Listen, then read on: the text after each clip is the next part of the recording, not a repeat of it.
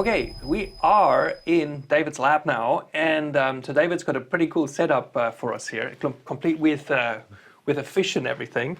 Well, welcome to this operational technology business network incident response project.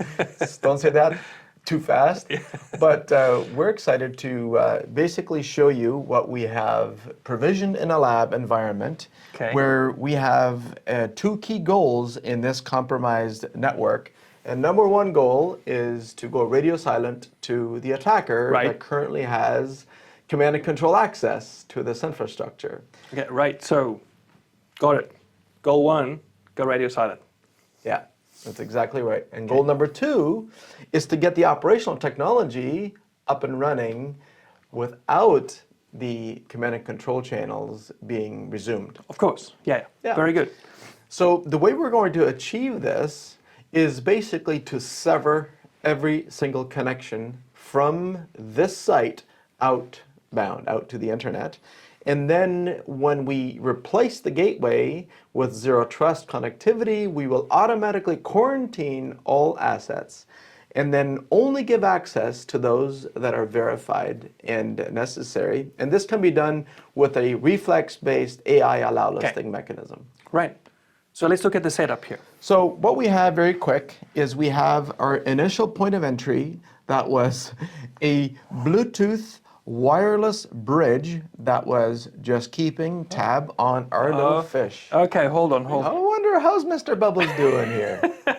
Okay, he's a pretty cool guy. So this is actually pretty cool because it's based on a real life event that I've heard of, that the point of entry was through not the fish, but the Bluetooth, a thermostat, like a Bluetooth thermostat, to make it a smart device, actually connects to some sort of wireless bridge, and the wireless bridge is the entry point, and then that from there on they pivoted, and then the nasties happen from there.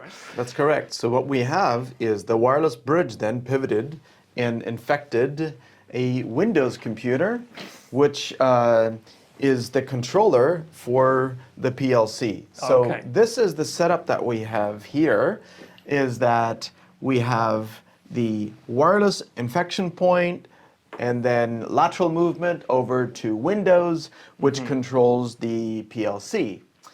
And so the ultimate target? The ultimate target for an attacker is the PLC. Okay, so let's say critical infrastructure is controlled by that PLC, and that's ultimately what they want to get to. Right. Okay? Yeah. So if the attacker can stop this, either with a denial of service or infect it, then they have a chance for a ransom or for a demand of some kind. Right. But let's up the game a little bit, right? Let's say that it's not just control or destruction of the PLC. Let's say it's also data exfiltration, either intellectual property that gets stolen by a nation state or whoever. Or a competitor. Sure. Or That's right. for extortion. So, and if either of the two things, like when the C2 connects and you can actively exfiltrate data, then we say that this would put it into a game over state for what we're trying to protect here, okay? That's exactly right. So in addition to the critical infrastructure, we also have obviously a managed switch, and we have a status quo gateway. And we've color-coded the cables here to indicate that the red is the internet connections and yellow and green are internal connections. Okay. And then we have the star of the show, which is the guy we're going to turn on here in a minute, which is the Zero Trust Gateway that's running ADAM1. Okay. So it's not about hardware because it's exact same hardware, but this one runs the ADAM1 software, and we'll connect that in a moment to show what happens to the command and control connection as we do that. Okay, so let's get to some more fun stuff. Do you have the C2 up and running yet? I have the C2 up and running. Let's take a look. Okay. So what we have here is two implants. I created an implant that runs over DNS, and I created an implant that runs over HTTPS directly to an IP address that would not use DNS. Ooh, nasty. Yeah. The cool thing about the DNS-based one is that it actually has no persistent connection out to the internet. Okay. So if you're only looking at stuff that goes onto the internet and back, this will not register anything because it does all of its command and control activities through DNS text record questions and waiting for the command and control server to respond. And therefore, it's super stealthy if the environment isn't very carefully observing and protecting via DNS. Right, right. But the other one is that even if DNS is being carefully monitored, and there is a DNS traditional firewall, it just doesn't bother using it. It just uses TCP port 443, so it hides amongst all the other HTTPS traffic and isn't obvious. So we have both implants running right now on this particular device. So this is the controller here. So we're saying here that this is the controller for the PLC over there, right? That's right. Okay. So this here is just running a packet capture on the command and control server to show that there's traffic coming in. Right. But if I take a look here at sessions now, I am now showing a live session of a Windows computer with this username coming from that IP address. That's running right now. So we do have full remote command and control of the infected machine. So the attacker is controlling the attacked. Okay, so right now, this network is already in a game over or close to crash and burn state, right? That's right. So this, they're at least high checkmate. So this is the rescue part. This is the fun part. So what we have here is a zero trust gateway. We're not compromising on any standard modern features, right? 10 gigabit layer 3 traffic processing, SD-WAN for multiple internet connections.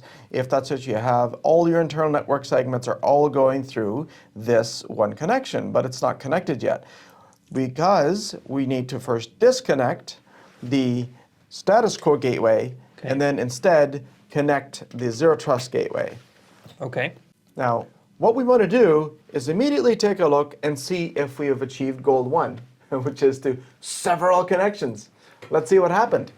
All of a sudden, our packet capture on the command and control server just went dead. Okay. And if we take a look at our sessions now that remote session that we had connected to is now dead. Okay, fine. It's still attempting to make a connection, of course, because we haven't touched the infected device yet. So now at this point you might say, sure, anybody can disconnect a network and then it goes dead, right? Totally. But that is goal number 1, only to be followed up with the next goal, which is how do we now get things up and running?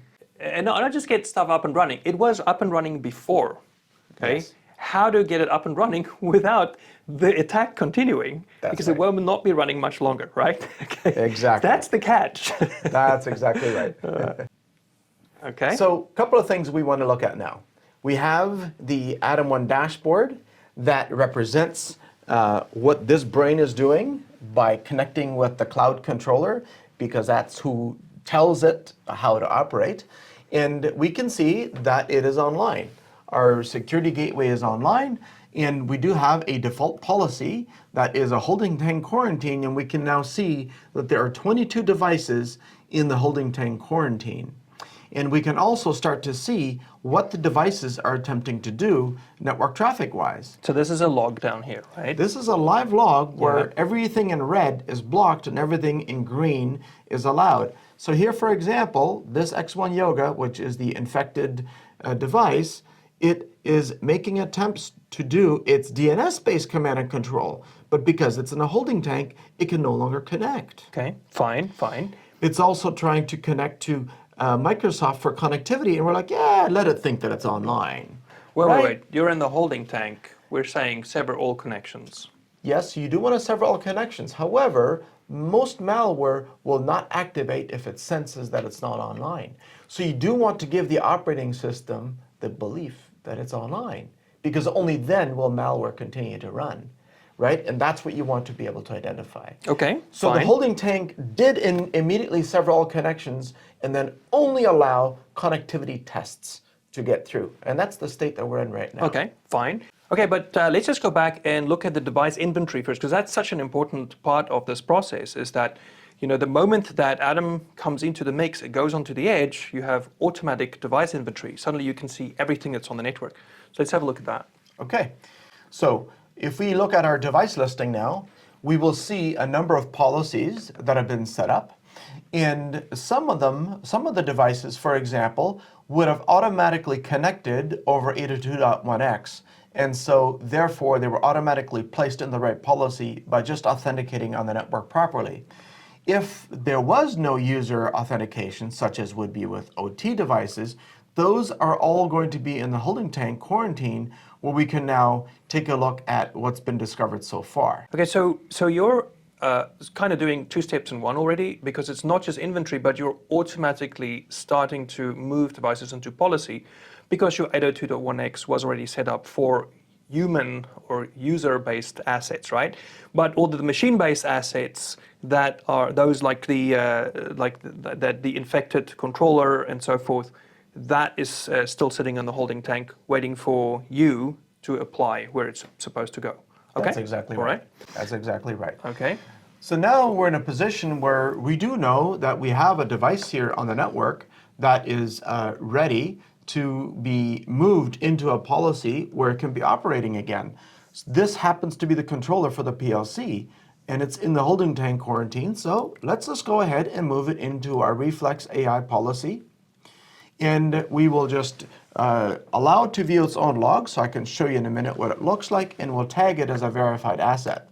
By making this change, we have now placed that infected computer into a policy that isn't just a static allow list or static whitelist policy.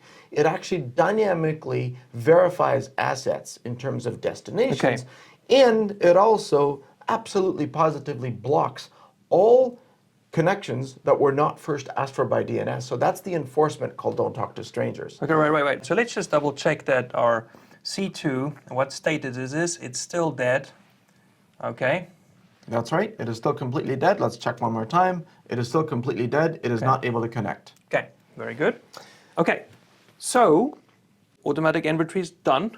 You've identified the device that you want now. You've moved it into the policy. What should we expect to see it do right now? So what we should be seeing now is the implants still attempting to make a connection, as we can see here. It's now trying to use DNS-based connections to still reach the command and control server. But it cannot. As you can see, it's in red and it's blocked. But other destinations like office.net are automatically allowed by the Reflex policy. So what we're seeing now is that the infected device is still infected. It hasn't been cleaned yet. So the infection or the beacon is still attempting to reach the command and control operator, as we can see here. It's now trying to use DNS-based mechanism to still connect to the command and control server. But if we take a look down the list here, all queries that the Reflex AI policy has deemed safe are successfully connecting, they're resolving and successfully connecting without any trouble. So it's essentially creating a DNS allow list dynamically in real time as the requests are coming in, right? That's correct. Okay, good. That's right. And on top of that, we still have to deal with the reality that malware doesn't use DNS much of the time. So how do you deal with that? How can you rely on DNS-based dynamic allow listing to then also make it leak-free? And that's what we do with Don't Talk to Strangers. So here you can see it in action, that when the infected device is trying to reach Microsoft.com, it's successfully getting through.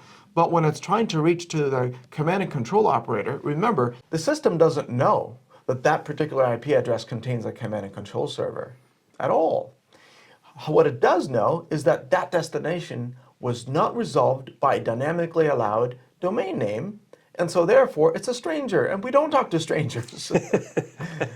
Okay, great. So what this means is that just by changing one policy, you've already put that critical infrastructure back online while the command and control is still radio silent, right? That's exactly right. Okay, well, let's see.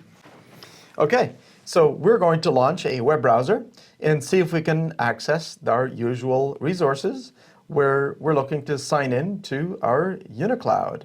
Let's take a look. Am I able to get in? So far, so good. There we go. Okay, I still have to go through the training here apparently, but no, let's just confirm that we're actually able to see everything that we need to see here. We have our PLC management, no problem.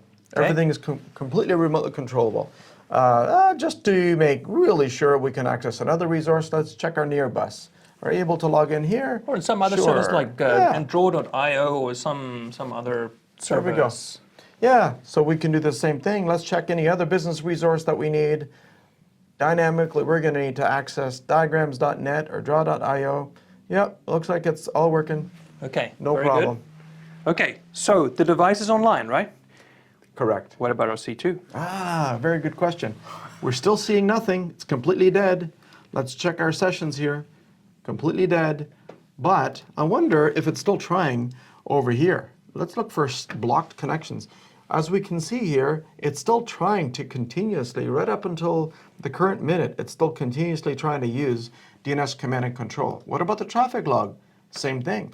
If we look at just everything that's being blocked here, we're still seeing the command and control connections continuing to attempt and never succeeding. All right.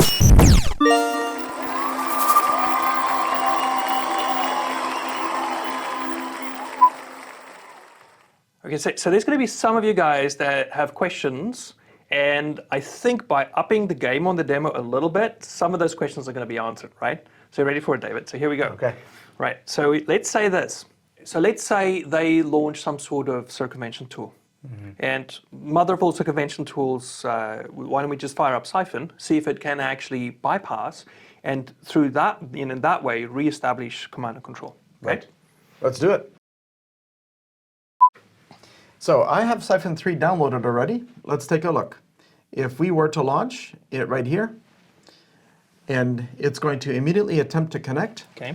What I'm curious to see now is if it will succeed. So I'll be keeping my eye on the app here, whether it's going to continue to say Siphon is connecting.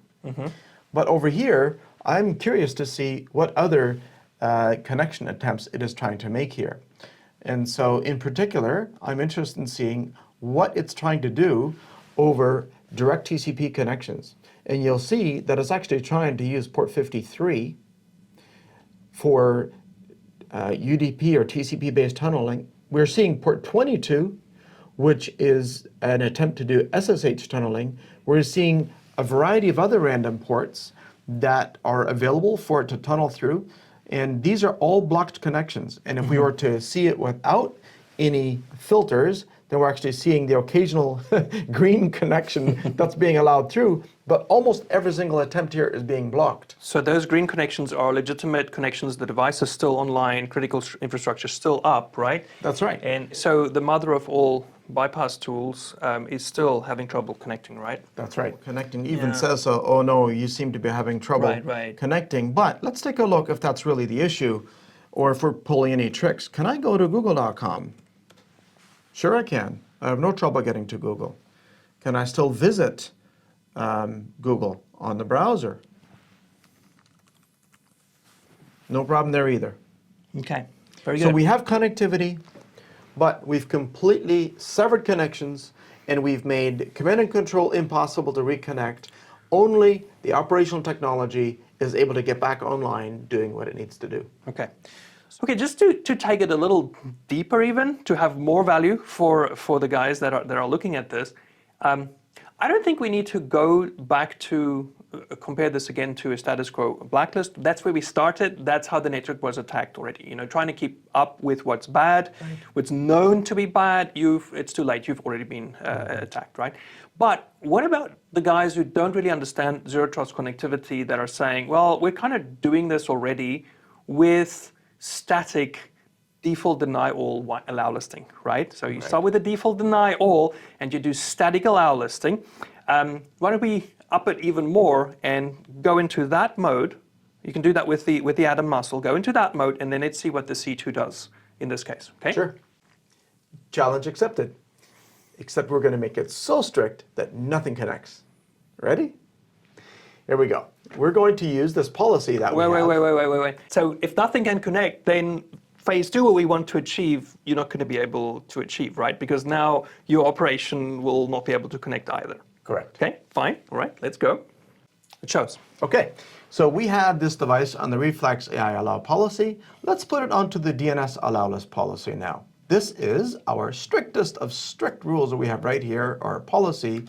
And it shows you right here that the default treatment is block with only the rules below that are allow list enabled, and none of them are enabled. Okay. Including the automated reflex is not enabled at all. Right. So this is the strictest of the strict. Standard, status quo, allow listing, not. So right now, phase 2 is of what we need to achieve is broken. So this machine here should be completely dead, right? That's exactly right. So if we now take a look at anything that we have by way of shortcuts here, we will have no internet for anything. Let's just take a look.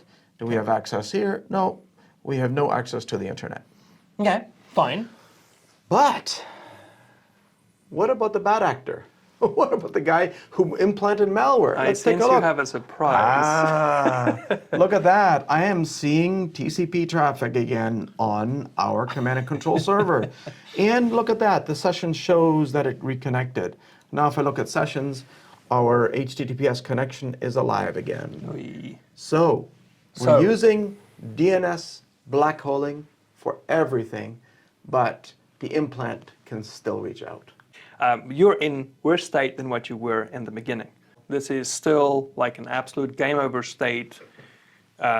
You've now, and what if the attack is even to stop operational technology from working, right? So you've now actually done what the bad actors wanted you to do, right? By going this route. Okay? We've now disabled our operational, but we have not shut down the command and control by taking that traditional approach. So can you rescue us again? Can you take us back? Please take us back to. I don't like being in a place where it's game over. Right, let's go back. Let's go back. Take us back to the Reflex. Do that. Let's Zero do this. Trust. So we're going to go back into the policy manager here, and let's just put it back into the Reflex policy, and whew. Okay. Right. So you've applied the brain change here, moved it back into the policy. Muscle is now going to check in on the network edge and move it into the zero trust connectivity. And once that's taken effect, we should be back to where we were, right? We should be in saved state, right? Okay, let's see. Correct. So let's take a look. Can we now access resources once again that we need access to? Can we access UniCloud? Yes, we can. Can we access MetroCloud? Yes, we can. Right. Can we access Draw.io? Everything's working again. Yeah, fine. However, what about over here? I wonder if we're, oh my goodness. But once again, the command and control connection is completely dead, and we're seeing no more TCP 443 traffic from our implant. So we're back. Okay, challenge 1, radio silence to the attacker. Right.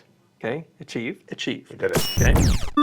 Right, and 2, to bring our operational technology back online, right? We did. Good stuff. Good job, David.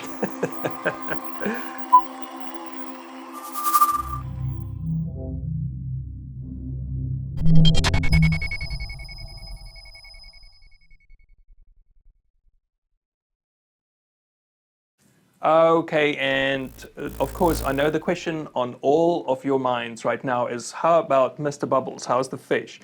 And the fish is still happy. Very happy.